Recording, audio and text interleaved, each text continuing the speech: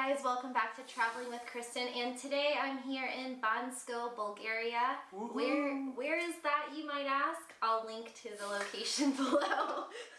And I'm here with Johnny FD, who is my new friend from the Nomad cruise. Hey guys. And we've just traveled all throughout Spain, Malta, and Greece, and decided to meet up here in Bulgaria and hang out for a month or so and just get shit done, work really hard, and enjoy the beautiful nature, fast internet, and low cost of living that they have here. So we're going to do Johnny's podcast, episode number 198 of the Travel Like a Boss podcast. So we'll have at least most of it here, hopefully. And if this cuts out, you can listen to it on your phone's podcast app as well.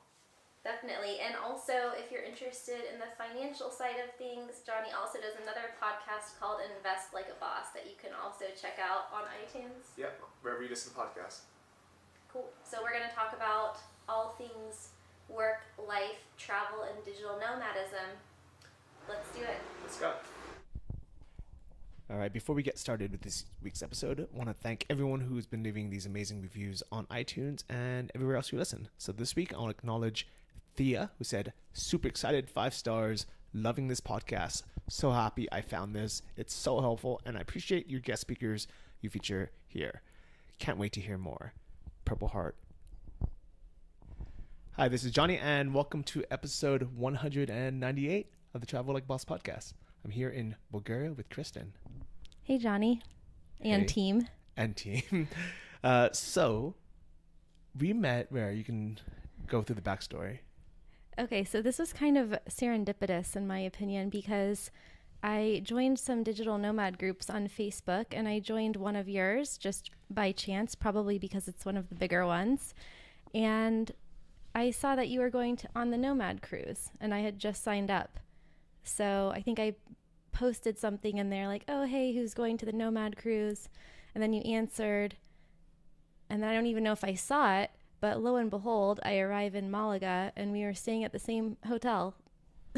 Yeah, actually, that is crazy. It feels like so long ago, even though it was really just a few weeks. It was probably like a month ago, right? Or less. Yeah, I think it was mid-April. And now we are in mid-May. So yeah, exactly 1 month ago. Yeah. And what's crazy is I remember replying to that comment, but I didn't associate who it was. And we were kind of offline for a few weeks when we were on the Nomad cruise. So I didn't even look at it again until after we went through the whole cruise, went through Athens, and actually decided to come together to Bulgaria and almost live together.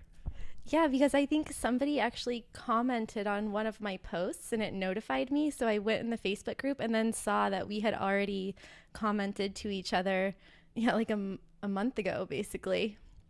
Yeah, it's really random, but I think the Nomad community is pretty small.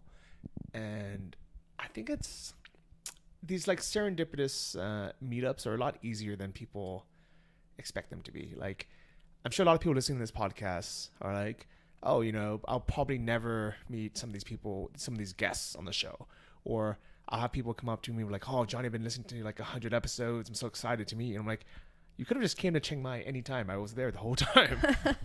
Yeah, exactly. It's so cliche, but it kind of is a small world. And I'm finding that out really quickly because this is the first year that I've intentionally tried to go out of my way to meet other nomads. So I started my year living in Japan at Rome in Tokyo, which is a co-living space, and then joined the Nomad cruise, offered to give a workshop, and all of a sudden I have a few hundred digital nomad friends, whereas January 1st, I probably had a handful. Yeah, it's crazy. So tell us about your backstory, because you've actually technically been location independent and you've been a nomad for a long time. You are pretty new to this digital nomad world. Yeah, exactly. It was actually one of my clients in, I think it was 2013, 2013. I actually looked back at it the other day, who said, Kristin, you're like one of those digital nomads. And I was like, what? And I started Googling it. I think we were on a phone call. And I realized I was literally reading on the internet about myself, about people like us. And it was just kind of one of those like epiphanies. And I realized there were other people like us around the world. But originally my whole journey with living abroad started back in college when I was trying to pick a major, which I'm sure everybody can relate to the struggle of like picking the right major. And where did you go to college? I went to UCF, the University of Central Florida in Orlando, and I really couldn't decide what to do. I changed my major so many times, but I realized that the only thing that I really loved doing that I knew about was traveling. You know, I played sports and I did stuff like that, but traveling was like my number one thing. So I decided to try to study abroad and pick a major related to that, which ended up being international business.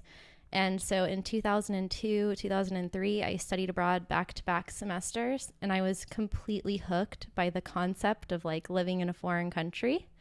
And you know what's crazy is I took an international business class in college, and it never occurred to me for a second that I can actually live in another country.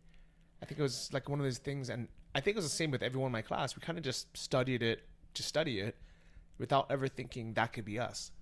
Yeah, and actually the way I got the first opportunity to study abroad was through my dad randomly, because he got invited to some business luncheon and they were talking about a scholarship that they were offering, and he got the paperwork for it and brought it to me, and it turned out to be the Rotary International Ambassadorial Scholarship Program. And so I applied to it, and it turned into a really long application process, but a year and a half later they sent me to Costa Rica. And that's when I realized that traveling and living abroad was actually a thing. And then I did it the semester after that in Australia and spent less money because, of course, I was a broke college student. So I actually spent less money living a year abroad in Costa Rica and Australia than I did living in my dorm in Orlando. And it was just like no turning back from there on out. And I could never get that out of my mind. So once I graduated, still didn't know what to do with my life, went to grad school, did like a quick 9-month MBA. And then my first job, I took an offer to go to Costa Rica. And that was in 2005. I think if someone ever starts living somewhere where it's significantly cheaper than where they grew up, but the quality of life is the same or higher, you can really never go back from that, because you feel like you're getting ripped off when you're back home. Yeah, I mean, it's so crazy to think back at it. And this was, before social media. So I actually made a scrapbook of my semester in Costa Rica and Australia. And when I look back at it, I was living with another girl who was studying abroad. We had an oceanfront apartment in Australia. We were surfing every day, going to class at night, just like having the time of our lives, and we could afford it as 20-year-olds. So it just kind of was mind-boggling. And then I went back to Florida, and I was in a sorority, and I was a student athlete, and I was super active in school, but I was already feeling those initial reverse culture shock effects that I think a lot of people can relate to now. Yeah.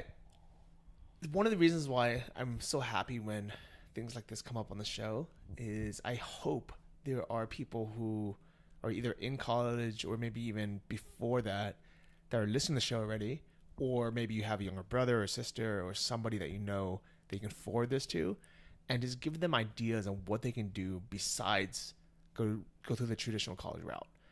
Because now we've had on so many people on the show who have either went to college abroad for free, in some places in Europe, they just allow you to study for free or for really cheap, or do this, arbitrage where you can live in Costa Rica, or you can live in Australia, or maybe even skip college altogether and just go after what you want. Yeah, I'm actually really glad that you brought that up, because my younger brother and I, he's only about 2.5 years younger than me. We both went completely opposite directions initially. He became a photographer, so he basically went straight from high school to being a self-employed photographer. And I went all the way through college, scholarships, grad school, student loans, the whole thing. And we both are now traveling so much, but it was interesting to see the reaction of our parents as to like what they thought was acceptable. And they really didn't want him to be a photographer. They didn't want him to follow his dreams. They wanted him to go to college just like me, but it wasn't meant for him. And for me, my school didn't even offer entrepreneurship as a major. I didn't even know what that was. And I ended up actually basically lobbying the business department to create a study abroad option in Australia because that's where I wanted to go. So it was like just these two different dynamics, and just to show an example to your audience of like how you can take two different paths and end up in a similar place, and how you can go into something really not having any direction and feeling really confused and just try things out and ask and take action and then see what happens out of that. So you just destroyed a lot of people's excuse of why they can't do it. A lot of people say, well, my school doesn't have this program, doesn't have a study abroad program. But in your case, you just created it. Yeah. I honestly like can't believe that I had the nerve to do that, but I think I just had nothing to lose. And I knew I really wanted to go to Australia. And at the time I wanted to be a professional surfer. So I was like, I need to go to this specific place on the Gold Coast, and it just didn't exist. So I guess I made a good case for it. You know what's funny is as I get older, I can start relating to like the older generation where they don't want to get bothered. They don't want things to change because it's just a pain in the butt. And a lot of times when we look at like younger people, you know, who usually are super liberal or have these, you know, crazy new ideas, and we might be like, you know, like imagine putting yourself in the shoes of a 50 or 60-year-old dean or president of a school. You're like, what are you talking about? You want to move to Australia and be a professional surfer? What does this have to do with our school? This isn't part of our curriculum. We don't have a program for it. And I understand from their point of view. They're just like, you're insane. And probably 99 out of 100 ideas, you know, that 17 or 18, 19-year-olds come up with are probably freaking ridiculous and just can't be implemented. But at the same time, sometimes you have to ask yourself, you know what? Why not? Like, if it's possible and it's doable and it'll be beneficial, like, why not make that change? Yeah, and actually the way I went about this was to look at it from the perspective of the school, which is kind of similar to a marketing perspective. You know, what is it in the best interest for the client? In this case, it was, is it in the best interest for the College of Business at UCF to let me do this? And the school that I wanted to go to was a campus of Griffith University, and the actual campus on the Gold Coast, which was the place I wanted to go, was the International Business campus for that college. So it actually made a lot of sense because I showed them that my major was international management, and this specific campus of this school in Australia had one of the best international business programs in the region. So I just kind of laid it out for them that way. And I did take a full course load, and it was a lot of work, but it also was that like work hard, play hard kind of dynamic. I like that. I like that mentality of putting yourself in their shoes and saying, how can this benefit them, or how can this make sense? Because I guarantee if you just went in and you're like, oh, I just want to go surf, the dean or whoever it was would have been like, then too bad. You know, like that has nothing to do with us. You know, it's just kind of like the same as a lot of people in college, and I think this is why no one really listens to them, is a lot of times when they have these ideas, they're just being selfish. They're just thinking about themselves. They're just like, well, I want this. You know, why can't life be fair? Why can't everything be easy and free? And they're not thinking about, you know, the costs involved or what's the benefit to the other party. But it sounds like even from a pretty young age, you were starting, okay, how can I actually make this sensible for everyone? Yeah, it was one of those things that worked out, but I think it was a combination of luck and effort and thinking, you know, just thinking strategically about it. And so after my college experience, I was faced with job options in the Central Florida region, and some of the offers I got were literally a walking distance from my college campus. And it was kind of a depressing thought that I would have gone through all of these formative experiences and gone to grad school just to get a job in a research park or an office park and sit in a cubicle across the street from my university. And so I, again, wasn't sure what was going to become of my life.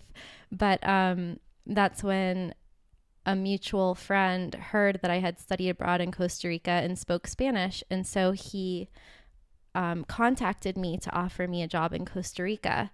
So that was quite a fortunate turn of events. And I did the work, I crunched the numbers, and I saw that on my starting salary in Florida, I would be actually living like a college student or even below the poverty line once I took into consideration all of my expenses. So I was like, okay, I have an MBA and now I'm going to be still on the same budget as I was as a freshman in college. And so I took the job offer in Costa Rica, which was to help open a Coldwell Banker franchise.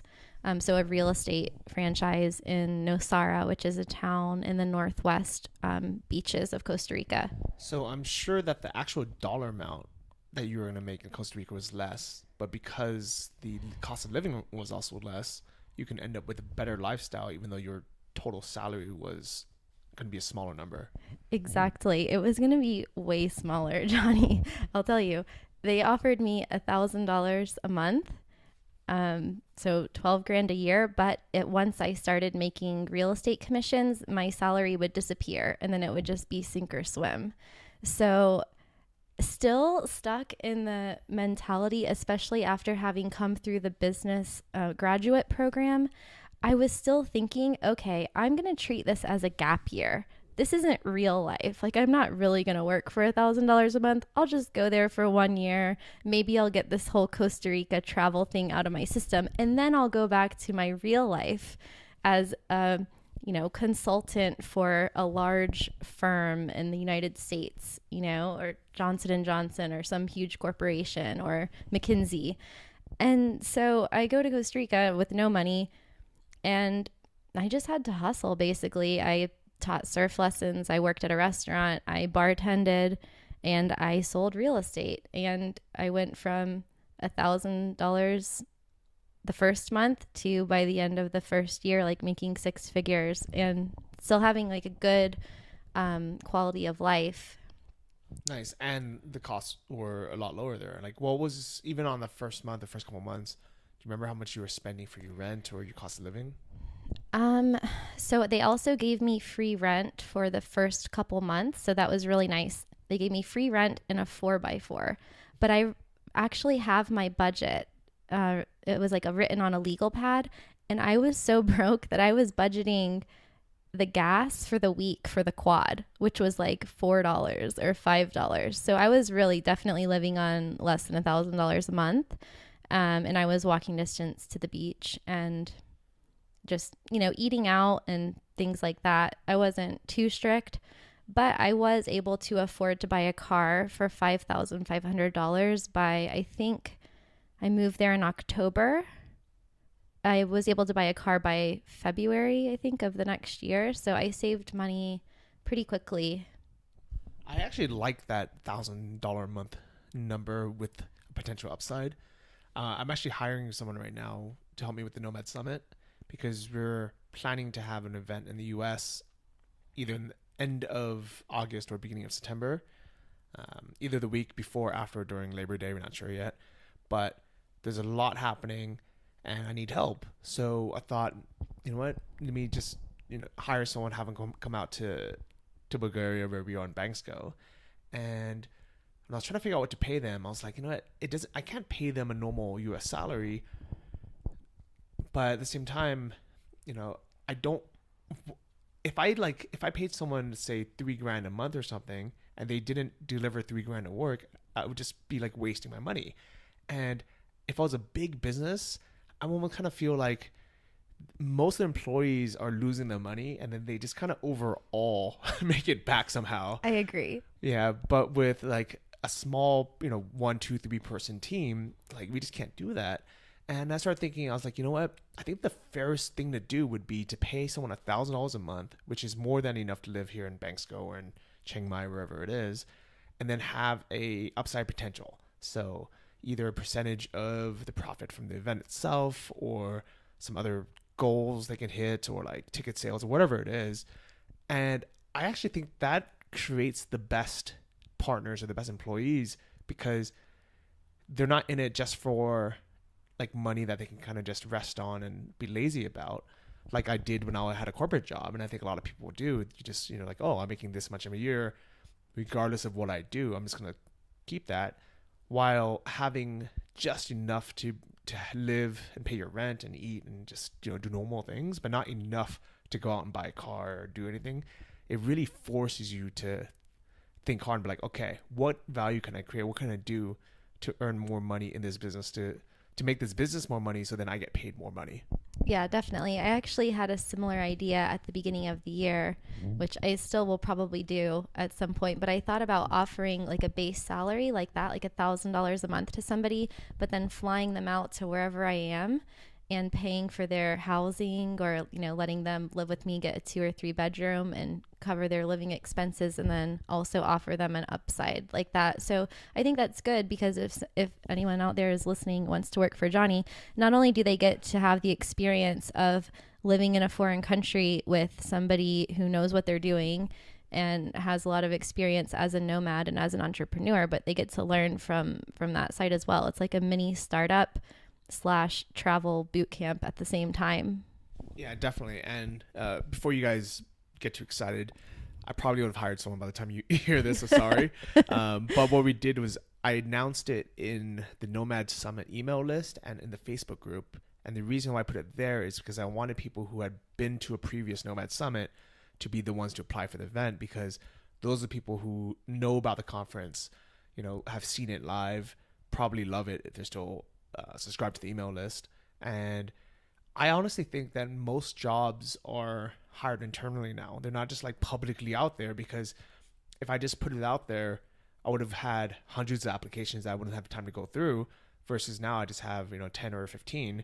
But these are people who went to the conference, who followed directions, who like took the time to submit in the application video, which most people won't even take the time to do. I literally had somebody messaging me on Facebook 3 days in a row saying, I'm so excited, this is gonna be the best, I'm working on the application now. The next day is like, oh, I was out, I was busy today, but I'm gonna get it to you. And then in my mind already, I'm like, if this person can't take out their phone and spend 2 minutes just talking into it and clicking upload, like, they're probably not gonna be a very good teammate.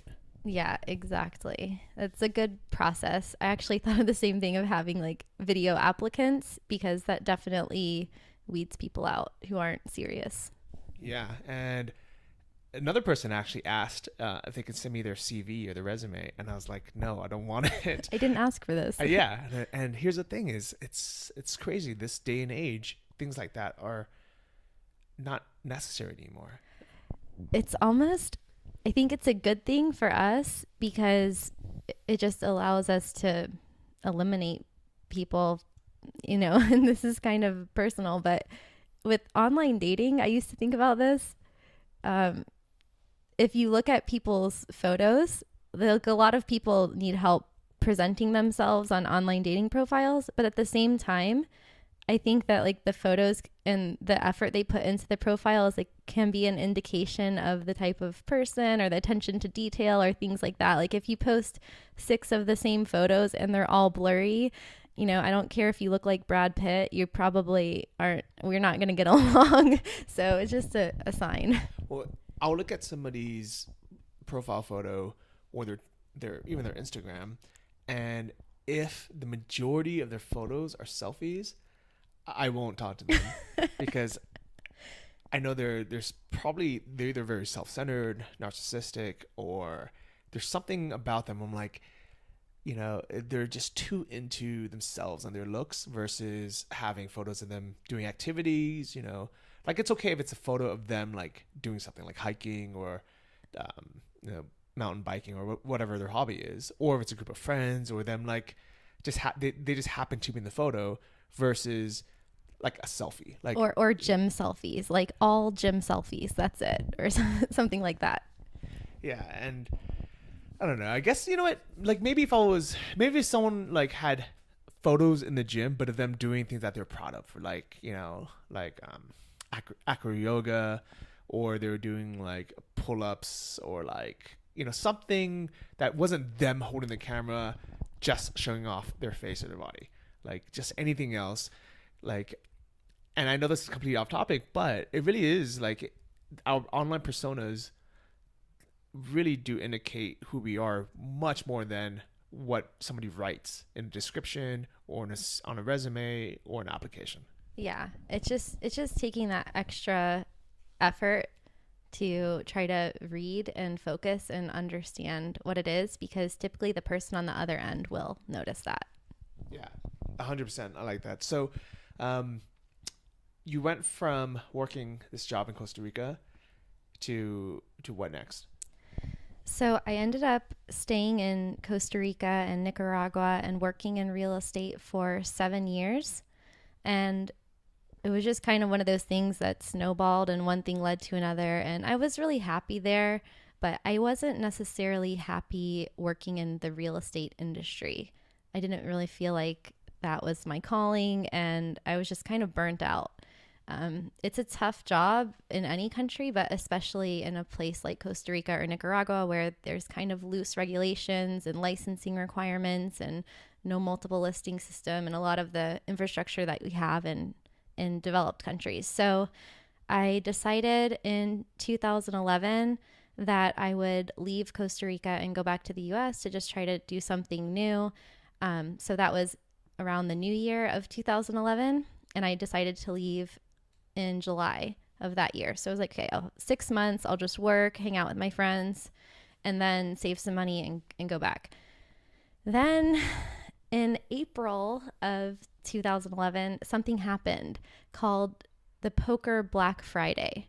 And so for people, a lot of people don't know what that is, but it's basically the day that the U.S. Department of Justice kind of shut down all of the online gaming operators that were serving the U.S. market for real money poker and sports betting. So like Bodog.com. Yeah. And at the time it was Poker Stars, I think Absolute Poker, Ultimate Bet. And so I don't play poker and I don't gamble. So what connection does that have with me? And basically Costa Rica is where a lot of the headquarters and the offices of all of those companies were based out of. So a lot of my real estate clients, a lot of my friends, a lot of my acquaintances were all involved in the online gaming industry. So prior to Poker Black Friday, it was illegal to have an online casino based in the US, which is why they headquartered themselves in Costa Rica, but it was legal for you to gamble in the US? So I can't really comment on the technical legalities of it, but basically the US market is just regulated in a really specific way that doesn't allow for just national domestic online gaming. So there were offshore companies allegedly using some creative and arguably fraudulent ways to process payments for U.S. clients. I actually remember, for a few years, all my friends, and including one of my cousins, became professional poker players, professional online poker players, and they were super into it. It almost kind of reminds me of the Bitcoin fad right now. Everyone you knew was a professional poker player online. Yeah, and it's not a coincidence that poker players love Bitcoin too and crypto, and they're really into that market. So I felt like I was the only one who wasn't surprised that this happened, because I just saw it coming for many years, because a lot of companies were just kind of flagrantly operating and didn't seem to care about any potential repercussions. So I instantly had this aha moment and kind of epiphany where I thought, okay, well, I'm just going to quit doing real estate, and I'm going to use the culmination of all of my years of traveling abroad, living abroad, finding properties, helping retirees, helping foreign investors, and I'm just going to combine it into a service to help these maligned poker players in the U.S. leave their home country to be able to access their money and their occupation and their way of life from somewhere else. Because it didn't mean that you couldn't play poker from anywhere in the world, just if you had a US IP, you were blocked from the sites. So I started messaging people on Facebook hey, I can help you move to Costa Rica and keep playing poker. And then one of my clients actually owned one of the biggest poker forums in the US, and they saw chatter on the online forums about my idea. So basically, they saw the need for what I wanted to offer because I talked to them about it and I was telling everybody about it. And of course, everybody thought it was a stupid idea. They were like, everybody in the gaming industry, they were just worried about their jobs, and most of them got fired and then they all had to leave. But they weren't impressed by my idea and they didn't think it would work. So I started getting a little bit down about it. And then one of my clients came to me and he's like, hey, I think you're onto something and we want to help you. And we want to help the people on our forum. We want to help you. We want to help the industry. And so we partnered up and launched a service called Poker Refugees in August of 2011. And I'm still doing it today. And now it's gone from just helping Americans move to Costa Rica to helping people from like 20, 25 countries around the world who are affected by regulation, taxation, or they just want to move for quality of life, climate, and other reasons. So still primarily in the gaming industry, but that's still my full-time job. That's cool. I love the name, by the way. And I think it's cool that you were offering a service that nobody wanted, but you saw that they needed it. Yeah, I just couldn't wrap my head around how were these normal people going to know what to do next? Like, how are they going to just pick up and move and know what to do? Because I knew all of the struggles that I went through for years, how to open a bank account, how to learn Spanish. You know, I didn't speak Spanish when I first went to Costa Rica, and now I'm fluent in Spanish. So how to do literally everything. At the time, the Costa Rican telecommunications market was a monopoly. You couldn't even get a cell phone unless you were a citizen or owned a business in Costa Rica. So it was like all of these things. And I just thought, I spent years trying to figure out how to do this for myself, my friends, and my clients. And now I can help other people do it so they don't have to worry about it, because I think this happens a lot in the digital nomad industry. Because poker players are basically digital nomads too, people identify with the lifestyle so much that they think that they have to become travel and relocation experts just to be able to work online from somewhere. And you don't have to necessarily climb up that learning curve. Like, there are shortcuts to take, and it's kind of weird that people put that whole burden on themselves when they don't do that with other things. Like, if you have a ailment like a cold or a sickness, you don't think like, oh, I need to go to medical school to figure out what I have. Like, you just go to the doctor. So I think that there's definitely a need for more people helping people make this transition. And so anyway, that brings us to today, which is more of what I'm doing, is helping not just sports bettors and poker players, but just regular people who want to do the same thing. It's interesting. I think that one of the reasons why we all act as our own travel agents is because it's exciting in the beginning when we're like, yeah, it's going to be, so fun to like look at properties or look at whatever. And we always underestimate the amount of time it's going to take us. And in the beginning, it is fun. But I think after like the third, fourth, fifth hour of browsing Airbnb and like looking through all these different places, and like we kind of just stuck. We're like, well, we have to do it now, but we stop enjoying it. And we don't account for our time wasted, like that we could have been doing something else. The week of January 19th is the next Nomad Summit in Chiang Mai. It's going to be a few days before, and then the week after, and then some island trips. So if you guys do come to that, try to block all of January and February if you can, but at least those few weeks. And then the next Nomad Summit that we're going to do in the US, which we've been discussing the location and voting on, is in the Facebook group. I think it's called Nomad Summit Digital Nomads Worldwide. We can just go to nomadsummit.com and sign up for the email list for details on that, but that'll be announced soon. So for all the Americans, I hope you guys are excited. We're going to do our first Nomad Summit there. I'm excited. I'll definitely be at one of them, probably the second one. Yeah, I think it'll be fun. So let's talk a little bit about Greece, because the last two podcasts, I was on the cruise in my cabin recording it, but we haven't recorded one in Greece yet. So what did you think about Athens, and what did you think about Greece? Wow, I really was surprised at how much I loved Greece. Sometimes when you travel a lot, you can get not jaded, but sometimes you're not as excited about certain countries as others. And Greece is somewhere I had never been before. So I was totally blown away by the diversity of like all the different islands. They all look completely different.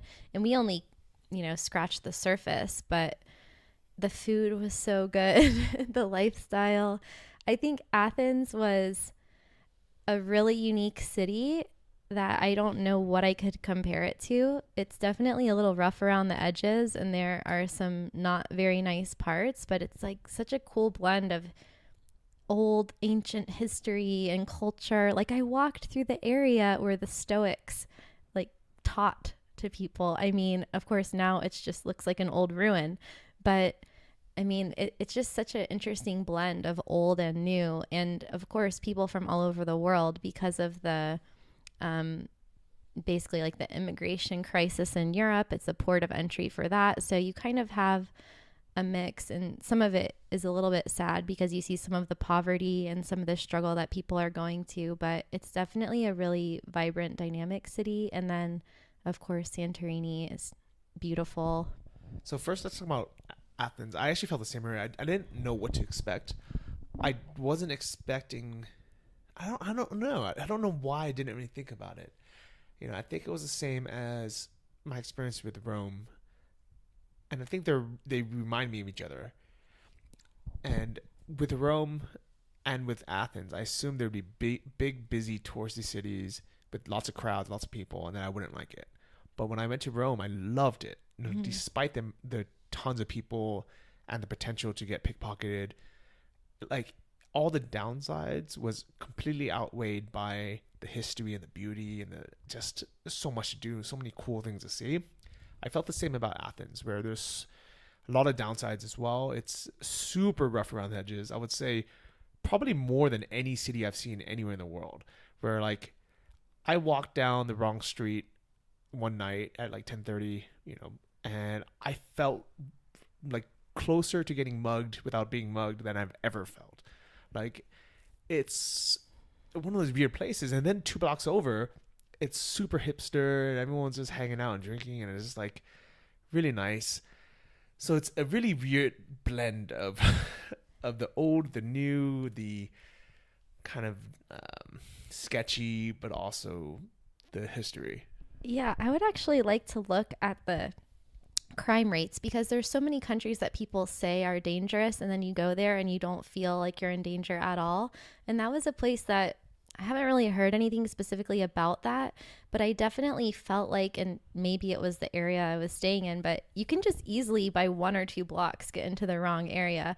But it feels like the wrong area, and there could be police officers posted up with their police van on the corner for whatever reason.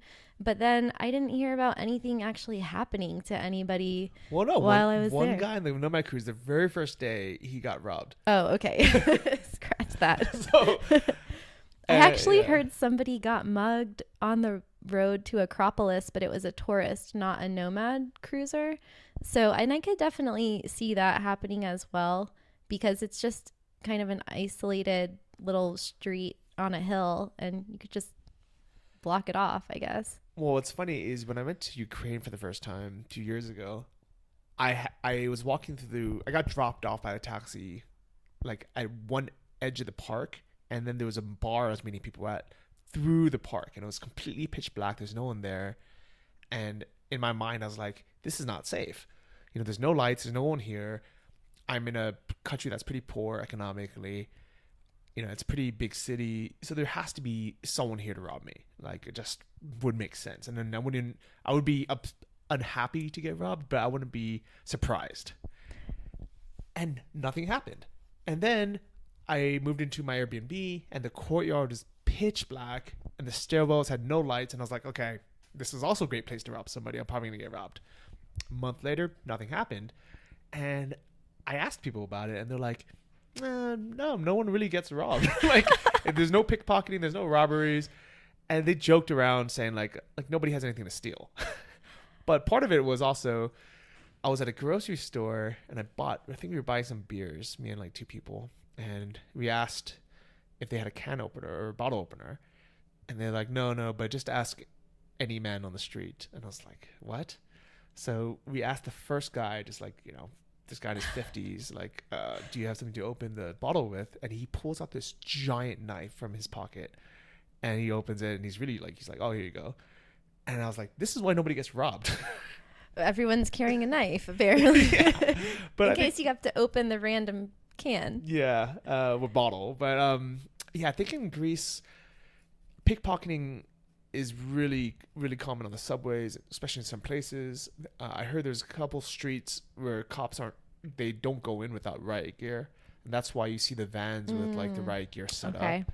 A lot of people say that like there's two areas that are bad. One is the anarchist area, which I think are like younger people who are super liberal and they're just against the government. They're kind of like the Antifa or the leftists of the US. I don't know if you were there for it, but they did a Nomad Cruise meetup at a bar and people were throwing Molotov cocktails, which were basically like liquor bottles filled with gasoline lit on fire. Outside of the bar? Outside of the bar at the cops. Wow. So this is happening while we were there in Greece. Okay. Yeah, that's pretty intense. I mean, I've been in situations where, taxis, I think in a lot of places in the world, you need to be careful. I know that there have been things happening in Costa Rica and everywhere I've been, I've heard taxi stories. So that's always like something to be wary of. But you could also let your guard down. Like I was telling this story the other day, my best friend came to visit me in Vancouver, in Canada, and we went to the Whole Foods and her entire purse and passport were stolen off the back of her chair at the Whole Foods in the nicest part of Vancouver, like in Cole Harbor. And it's like, you could be in a place that looks really nice and safe and get robbed. And then you can be in a situation like you were in Ukraine and just come out of it scot-free. Yeah, it's crazy. Like I would not have my guard up in a Whole Foods. No. And hopefully that was just a one-off thing that doesn't happen often. But I don't know. It sucks. Like I genuinely feel so much empathy for people who get robbed or pickpocket. I think I really hate people who pickpocket or just like steal behind someone's back. Yeah. Because to me, that's such like a thievish kind of thing versus like I'd rather have someone punch me in the face and like rob me that way than pickpocket. Yeah, it's so opportunistic. And like I definitely was carrying my backpack in front of me, like walking around Athens. I didn't want to leave anything like open behind me because I felt like that was a real possibility. But the interesting thing about my time in Athens, so the first week I was there, I was sick. Like the last day of the Nomad cruise, I got sick, and we had a really sketchy taxi driver experience on the way from the port to our Airbnb. So we had that experience. I was sick. I think I was like tired from the cruise, and I was like, I shouldn't have come to Athens. I should just go somewhere and chill by myself.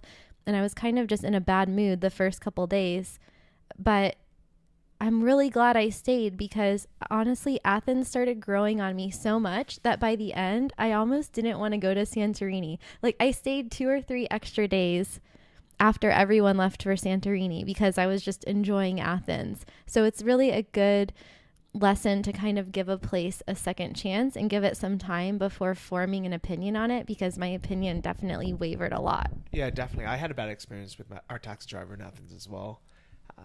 I think there was actually a survey in the Facebook group where like 8 out of 10 people had a bad experience. And what sucks is I think countries don't realize or cities don't realize that taxi drivers are their ambassadors of their city. And if someone has a bad experience as their first Greek person they meet, or the first whatever person they meet, they're gonna have that experience or have that in their head for everybody. So I think it should be a huge responsibility for like tourism boards or cities to make sure the first person they meet, which is usually a taxi driver, is a friendly, honest, trustworthy person. Yeah. And what sucks is a month ago, Greece had Uber. They just got rid of it.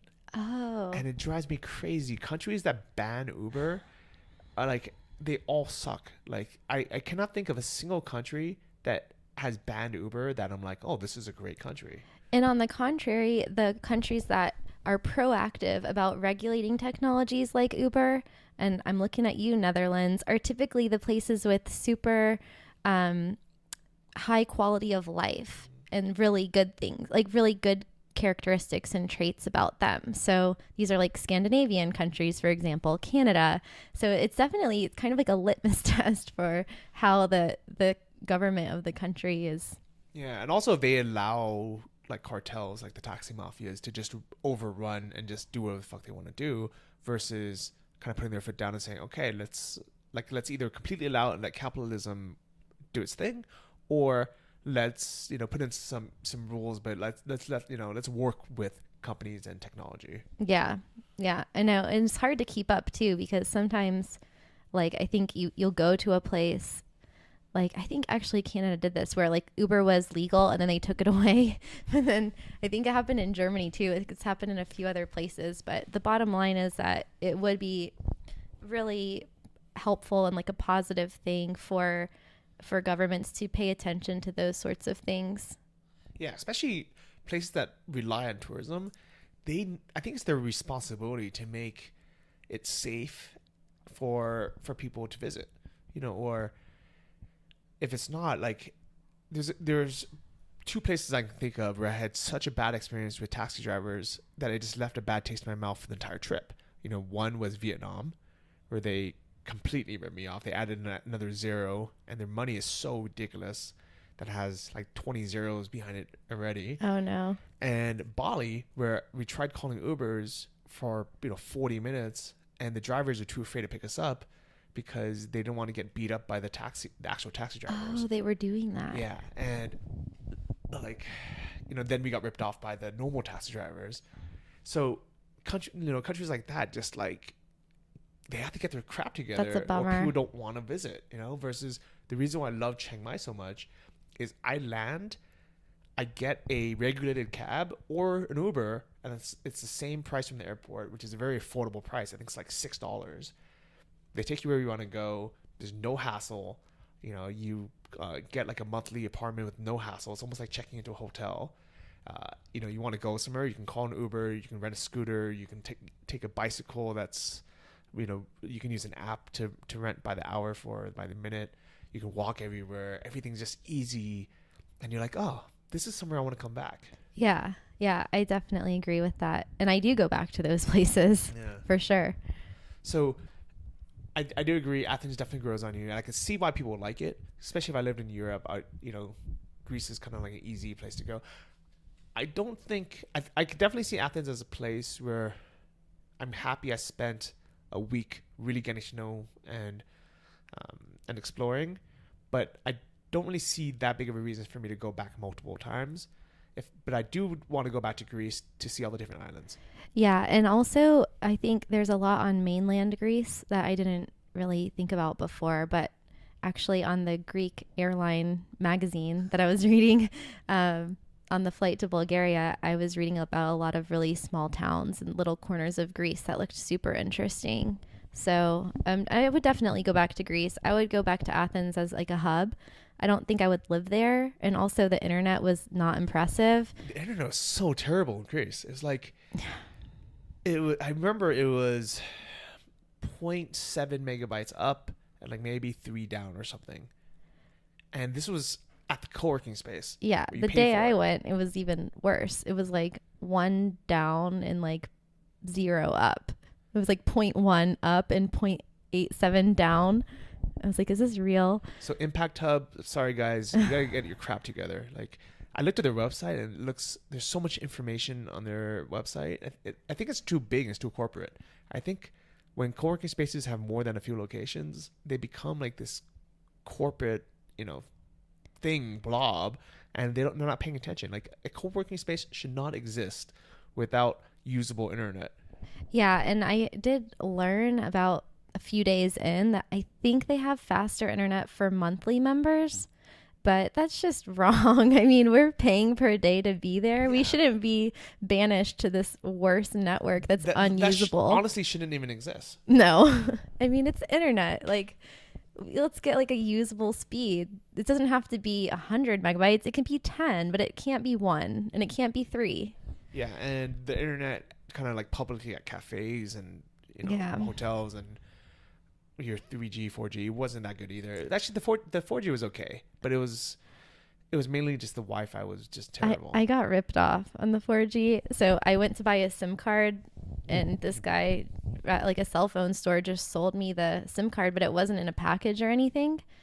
And I was like, okay. And I think I paid €15 or something for 7 gigs, and it ran out after 3. So I'm sure he just overcharged me for what it was, and that sucks. And knew I wouldn't be back to. Yeah, and things like that. I think Greece is just like, they're just shady. There's some scams going on for sure. And I think the fruit. Remember I was telling you about the fruit? This is exactly like the SIM card. I kept walking by this beautiful fruit stand every day in the main square, and I'm like, I really want to get some fruit. It looks so good. The guy had basically built up the fruit stand with a wall of beautiful, perfect looking fruit to hide the rotten fruit that was behind it. So when he put the fruit into the bag, he was pulling from like the old fruit that was rotten and moldy. So when I got home and opened the bag, it was filled with old fruit. I'd be so pissed if I bought like rotten fruit from someone. I would go back, and I mean, I think people like, this is why Greece's economy is so bad. Yeah. I don't think they do stuff like that because the economy is bad and they're trying to make money. I've talked to people and they're like, no, it was like this before the economy went bad. And I honestly think that is why their economy sucks. Like a mindset. The mindset. And, it sucks. But like the fact that every one of my taxi drivers refused to use a meter because they didn't want to pay taxes, like shows the mindset of people. They're like, you know what? Like, screw everyone else. I just, I'm going to do my thing. Yeah, it's like super short-term thinking. I guess one of the things that balanced it out was how cheap everything was, though. I mean, if anybody listening is into like health and wellness, like I love smoothies and juices and stuff like that. And to get an acai bowl or a green smoothie somewhere in the US or in a first world country is super expensive. It can be like $8 to $15. Like, go to New York and pick up a juice at a juice bar. In Athens, there, like my neighborhood juice bar, it was €1.95 for a juice, like a fresh pressed juice. Yeah, that's really cheap. That made up for the rotten strawberries that I got for €2. Yeah. And one strawberry in Japan, where I was before this, could be the equivalent of like $8, depending on how nice the strawberry is. So I've kind of seen both extremes in the past few months, coming from almost 3 months living in Japan and then to Spain and Greece and now Bulgaria, where everything is like literally 1% as expensive as it was there. Yeah, I just bought 2 pounds of cherries for, I think it was like $2. Yeah. Like $1 a pound of cherries, and they're the best cherries I've ever had. And I think the same as strawberries. I accidentally bought 5 pounds of strawberries for like $7.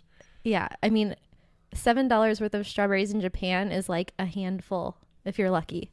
Yeah. And okay, so before we get to Bansko or we get to Bulgaria, what did you think of Santorini, which is one of the islands in Greece?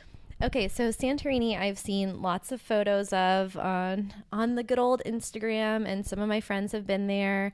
Some of my friends have been there for their honeymoon, and the one thing that everyone says is like, it's so romantic. You can only go with your significant other. It's so whimsical, blah, blah, blah.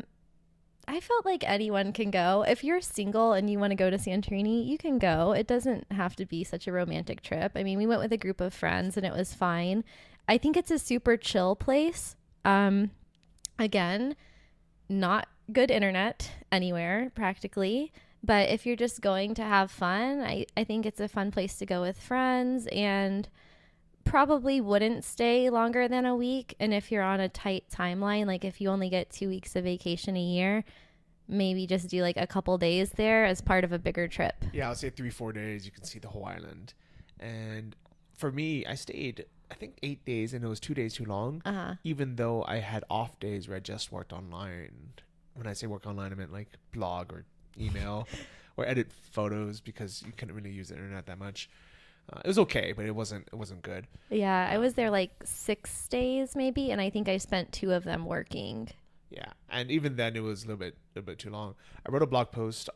It's called Johnny's Guide to Greece on johnnyfd.com, where I talk about like where you should stay, the ferries, what to avoid, things like that. So if you do, go check it out. But I would say, I think your friend was right about not going there as a single person, because I think it's honestly really boring. I think it's really beautiful if you're there as a couple. I think it was fun because we had a big group. But I think if I went either by myself or with like another guy or something, I would have hated it. Well, I could see going with like just my best friend or something, but I think it would be way more fun with a group of people, or at least one friend. It would probably be pretty boring by yourself. But like the most, I mean, I don't know what was the most fun thing we did. I had way more fun than I expected there. I thought it was going to be like pretty chill, but we did a lot of things. I mean, people organized dinners. We saw everything. Like we went all around the island. One of the most fun days was the boat trip where we sailed to all of the islands of Santorini in a group and hiked the volcano and ended with the sunset in Oya. And then also the next day or the day after, I went with like 5 people and we rented scooters and mopeds and 4-wheelers, and we just drove around the whole island. And then we kept intersecting with other groups from the nomad cruise, so that was really fun. Yeah, so go in a group. Yeah, go in a group. So shout out to Nomad Cruise. That's where we met, and we talked about it a little bit in the last episodes, but I wrote a full review of it on my blog as well, so you guys can check that out. And real quick, why did we decide to come to Bansko, Bulgaria? So I know that both of us were looking for a place to work hard. And I know you talked about in your talk on the Nomad Cruise, you were discussing being in maintenance mode and growth mode. And even though I hadn't really given those names in my own life, I could definitely relate to that. Like that really resonated with me, because I go through periods where I really want to focus on work, and then also where I pull back and I need like more social time and just having more fun. So earlier this year, I did the ski week in Japan, which is similar to Nomad Cruise, but without digital nomads, just having fun and skiing. And I was traveling a lot this year, and I really, really was craving like slow down, focus on work, get healthy, take a break from drinking, and just go a place with a low cost of living, good weather, good food. And Bulgaria was definitely on my radar. And I think we were talking about it, and you asked if I heard of Bansko, and I had not. And so I started Googling places in Bulgaria because I just assumed I would go somewhere around Sofia. And then I came across Plovdiv, and then, of course, looked at Bansko, and Bansko won out for the many attributes that it has. The 2 attributes. The co-working space and the mountain. Right. Well, there's multiple attributes, but well, yeah, definitely the views. Like right now, I'm looking out the window at snow-capped mountains with lush green trees and ski slopes. And it's just beautiful here, and it's super quiet. The internet, we have to mention, the internet, Bulgaria has some of the fastest internet in the world.